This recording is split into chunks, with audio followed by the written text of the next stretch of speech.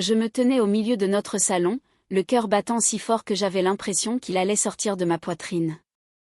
L'air semblait lourd, comme s'il m'écrasait, m'empêchant de respirer. Rouf était assis sur le canapé, les yeux fixés sur moi, attendant que je parle.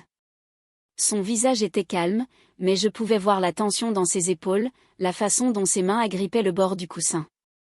J'avais répété ce moment 1000 fois dans ma tête, mais maintenant qu'il était là, les mots semblaient être des pierres dans ma bouche, trop lourds pour sortir. Je savais que cette confession allait tout changer. Je savais qu'elle pourrait nous séparer, mais je ne pouvais plus continuer à lui mentir. Je m'appelle Prociou et voici l'histoire de comment j'ai perdu l'amour de ma vie. Je n'ai pas toujours été la femme que Rouf connaissait. En grandissant, j'étais sauvage, imprudente et avide d'attention. Je suis née dans une petite ville où tout le monde se connaissait et ma beauté faisait parler d'elle. Les gens disaient que j'avais un visage qui pouvait arrêter un homme dans son élan, un corps qui faisait tourner les têtes partout où j'allais. Mes courbes étaient ma fierté et je savais comment les utiliser. Je n'étais pas timide à ce sujet non plus. Jeune femme, j'aimais la façon dont les hommes me regardaient, la façon dont leurs yeux s'attardaient sur moi, la façon dont ils bafouillaient quand je souriais.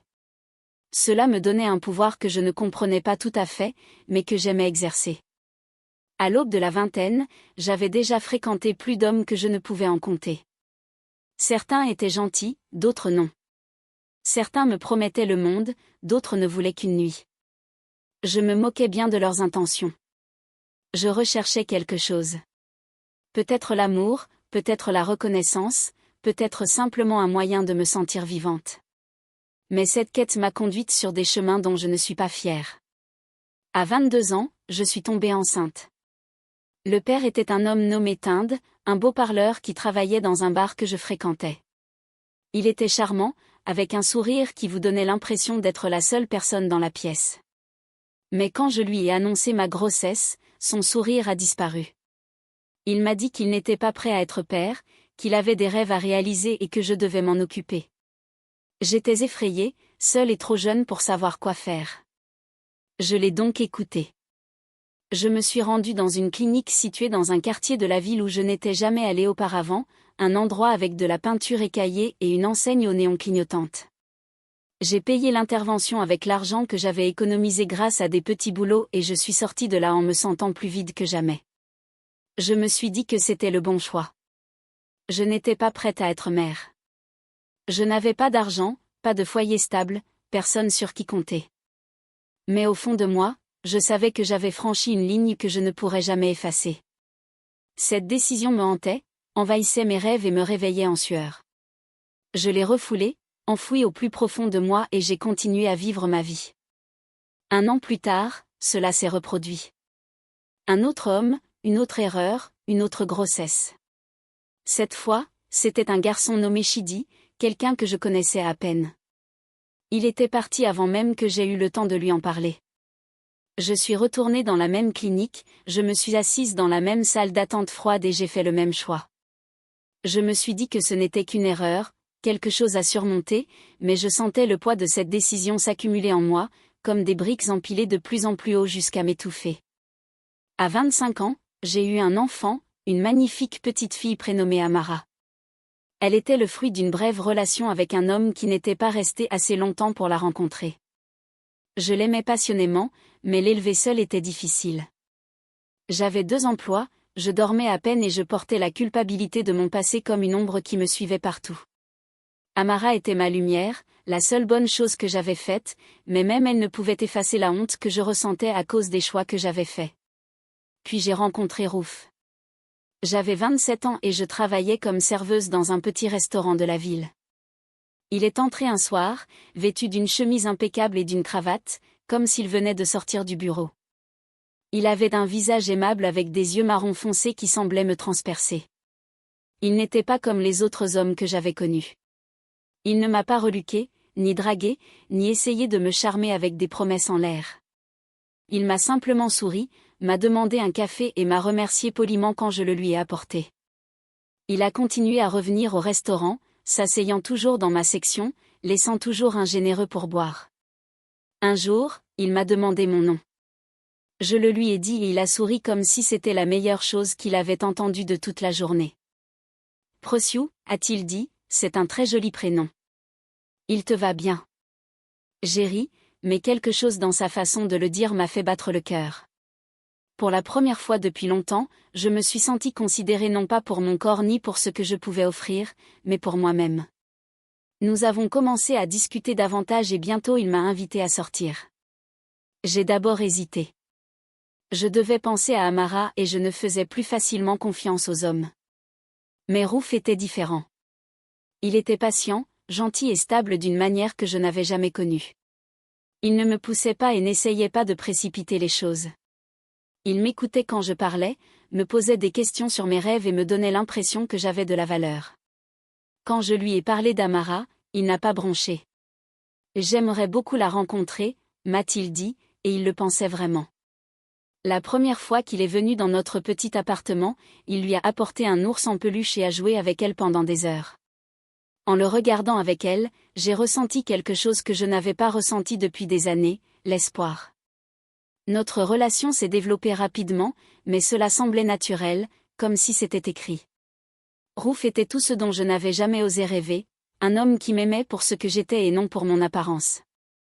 Il m'a demandé en mariage un an plus tard lors d'une soirée tranquille dans le parc où nous avions eu notre premier rendez-vous. J'ai dit oui sans hésiter, les larmes coulant sur mon visage. Pour la première fois, je croyais pouvoir avoir un véritable avenir, une famille, une vie remplie d'amour. Nous nous sommes mariés lors d'une petite cérémonie en présence de notre famille et de quelques amis. Amara était notre demoiselle d'honneur, courant en jetant des pétales dans l'allée. Rouf l'a adoptée légalement, promettant d'être le père qu'elle méritait. Nous avons emménagé dans une maison confortable avec un petit jardin. Pendant un certain temps, la vie était parfaite. J'avais un mari qui m'aimait, une fille qui s'épanouissait et un foyer qui me semblait être un havre de paix. Mais il y avait une chose que je n'avais pas dite à Rouf, un secret que j'avais enfoui si profondément que j'avais presque fini par me convaincre qu'il n'existait pas. Rouf voulait d'autres enfants. Il en parlait souvent, les yeux brillants à l'idée d'avoir une grande famille. « Je veux une maison pleine d'enfants », disait-il en souriant tandis qu'il chatouillait Amara. « Un petit frère ou une petite sœur pour celle-ci » Je souriais et acquiesçais, mais chaque fois qu'il abordait le sujet, j'avais l'estomac noué. Nous avons commencé à essayer d'avoir un bébé peu après le mariage. Mois après mois, nous espérions, prions et attendions. Mais rien ne se passait.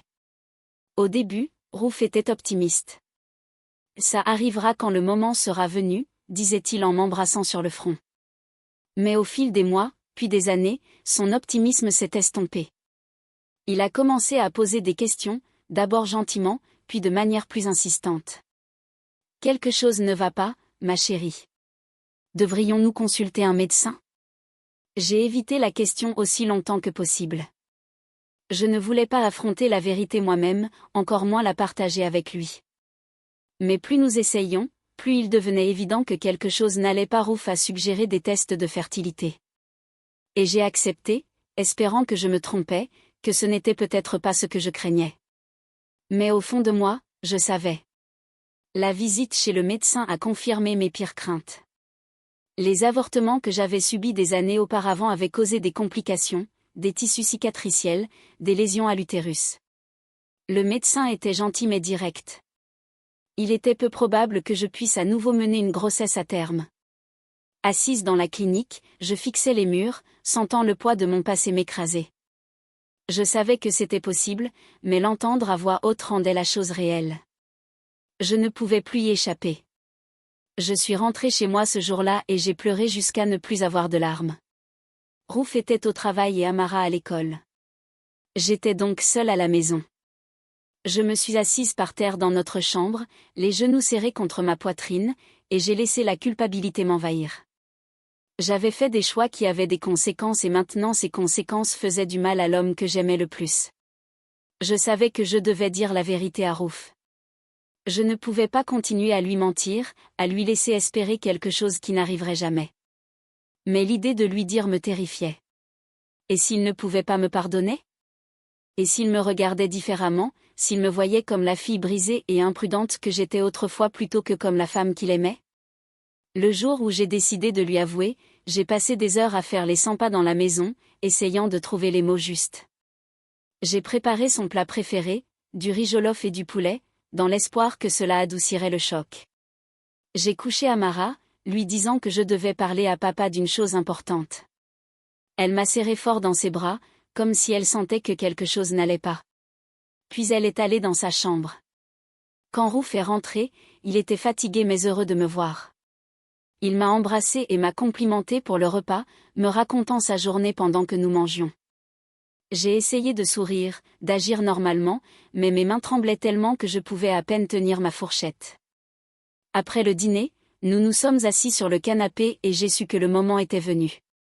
Rouf, ai-je dit d'une voix tremblante, j'ai quelque chose à te dire. Il m'a regardé, le front plissé d'inquiétude. Qu'y a-t-il, ma chérie? On dirait que tu vas pleurer. J'ai pris une profonde inspiration, les mains crispées sur mes genoux. C'est à propos de la raison pour laquelle nous ne pouvons pas avoir d'enfants.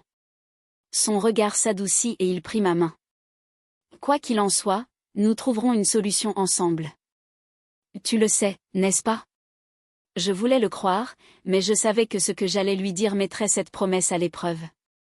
Avant de te rencontrer, commençai-je d'une voix à peine plus forte qu'un murmure, je n'étais pas la personne que tu connais aujourd'hui. J'ai fait beaucoup d'erreurs. J'ai été avec beaucoup d'hommes, Rouf. J'étais jeune et stupide et je ne savais pas ce que je faisais. Il ne dit rien, mais sa main se resserra autour de la mienne. Je pouvais voir la confusion dans ses yeux, la façon dont il essayait de comprendre ce que je lui disais. Je suis tombée enceinte 2 fois avant Amara, continuai-je, forçant les mots à sortir. Je n'étais pas prête à être mère et les hommes avec qui j'étais ne voulaient pas être père. Alors, j'ai avorté 2 fois et ça m'a détruite. Le médecin m'a dit que c'était à cause des dommages causés par ces interventions que je ne pouvais plus tomber enceinte. La pièce était silencieuse. Je ne pouvais pas le regarder. Je ne supportais pas de voir la douleur, la colère ou la déception dans ses yeux. Je fixais le sol, attendant qu'il dise quelque chose, n'importe quoi. Quand il a enfin parlé, sa voix était basse, presque un murmure. « Pourquoi ne m'as-tu pas dit ça avant ?» J'avais honte, ai-je répondu, les larmes coulant sur mes joues. Je ne voulais pas que tu me méprises. Je ne voulais pas que tu saches qui j'étais avant. Je pensais pouvoir laisser tout ça derrière moi, recommencer à zéro avec toi, mais je ne peux pas changer ce que j'ai fait et je ne peux pas te donner la famille que tu souhaites. Il lâcha ma main et l'absence de son contact me fit l'effet d'une gifle. Il se leva, passa une main sur son visage et se mit à faire les 100 pas dans la pièce. Je pouvais voir le combat qu'il menait en lui, la façon dont il essayait de se contrôler. « Rouf, je suis tellement désolée, dis-je, la voix brisée. J'aurais dû te le dire dès le début. J'avais tellement peur de te perdre. » Il cessa de faire les 100 pas et me regarda, les yeux remplis de douleur. « Et tu m'as menti, Prociou, pendant des années. Tu m'as laissé croire que nous pouvions fonder une famille. Tu m'as laissé espérer alors que tu savais que c'était impossible. » Je n'en étais pas sûre, dis-je, désespérée de lui faire comprendre. J'espérais peut-être me tromper, que cela pourrait encore arriver. Je voulais te donner ce que tu voulais. Mais tu savais qu'il y avait une chance, dit-il en élevant la voix. Tu le savais et tu ne me l'as pas dit. Tu m'as laissé subir tous ces tests, tous ces mois d'essai, sachant que cela pouvait être dû à quelque chose que tu avais fait. Je n'avais aucune défense. Il avait raison. Je lui avais caché la vérité, non seulement pour me protéger, mais aussi pour préserver la vie que nous avions. Je pensais que si je pouvais simplement la garder enfouie, cela n'aurait pas d'importance. Mais cela en avait. « Je t'aime, Rouf, lui dis-je en me levant et en tendant la main vers lui. Je t'aime plus que tout.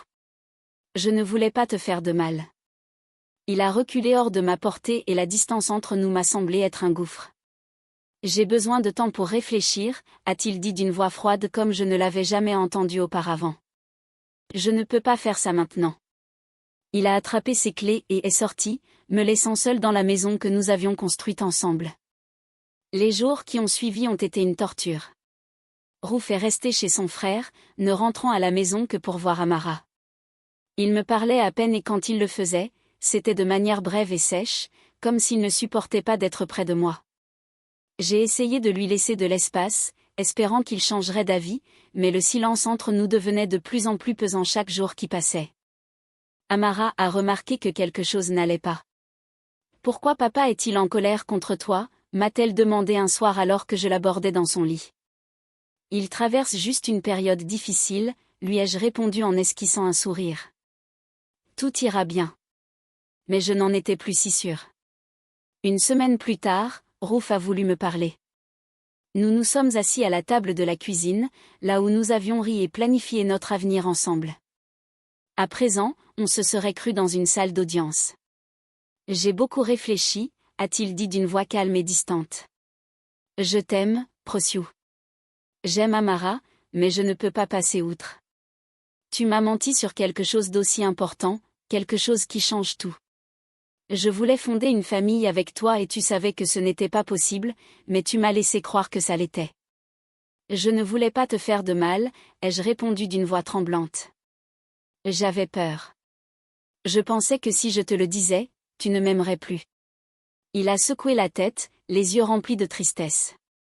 Ce n'est pas une question d'amour, c'est une question de confiance. Je ne sais pas si je peux encore te faire confiance. Chaque fois que je te regarde, je pense à ce que tu m'as caché et ça me fait mal. Je l'ai supplié de rester, de nous donner une chance d'arranger les choses. J'ai promis de faire tout ce qu'il fallait, d'aller voir un conseiller, de tout arranger. Mais il avait pris sa décision. Je pense que nous devons nous séparer, a-t-il dit, et ces mots m'ont frappé comme un coup de poing dans le ventre. Je ne peux plus continuer comme ça. Le divorce a été prononcé 6 mois plus tard. Ruth a déménagé et je suis restée dans la maison avec Amara. Il était toujours un bon père pour elle. Il venait la chercher le week-end, l'emmenait aux événements scolaires, mais pour moi, c'était un étranger.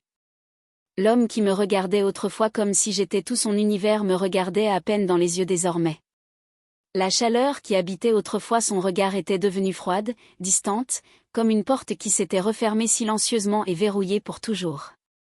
Parfois, je le surprenais en train de me regarder quand il pensait que je ne le voyais pas, et, pendant un bref instant, je pouvais presque voir l'homme que j'avais connu. Mais ensuite, il détournait le regard et cette petite étincelle disparaissait, me laissant dans l'ombre de ce qui avait été. J'ai essayé de passer à autre chose. Je me suis dit d'être forte pour Amara, de lui sourire même quand j'avais l'impression que mon cœur se brisait à l'intérieur. Mais la culpabilité, c'était comme une tempête qui ne passait jamais vraiment. Certains jours, elle était calme, juste une petite pluie de regrets. D'autres jours, elle me frappait comme une pluie battante, me noyant dans les souvenirs de ce que j'avais perdu. Ruth avait été mon calme, mon refuge et maintenant qu'il était parti, tout semblait vide. Les nuits étaient les plus difficiles.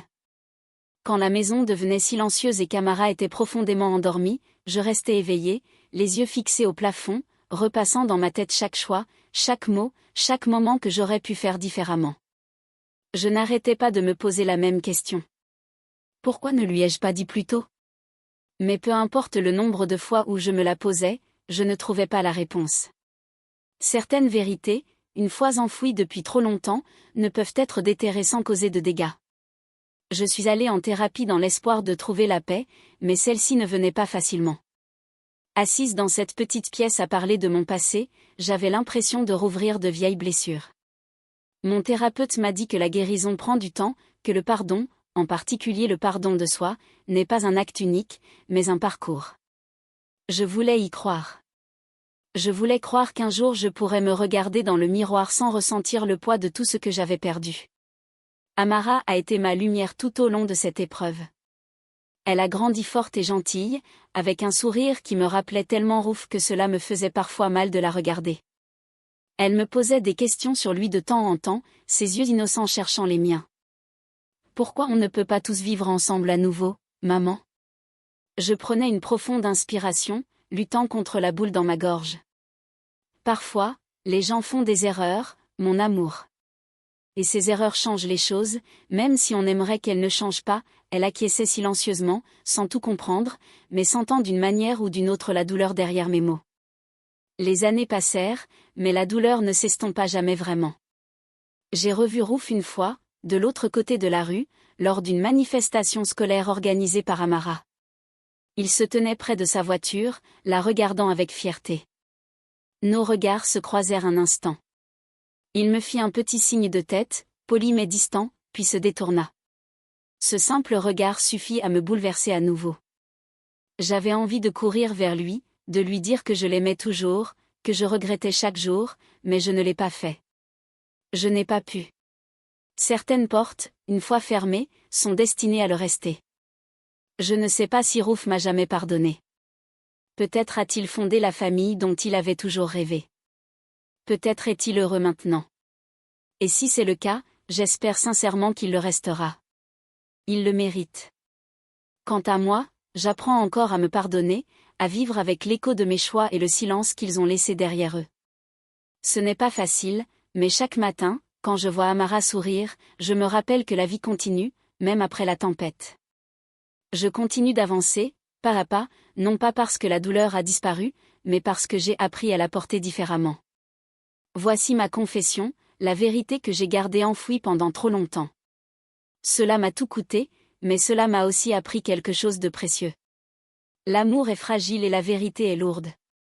Mais la porter, même si cela fait mal, est la seule façon d'être vraiment libre.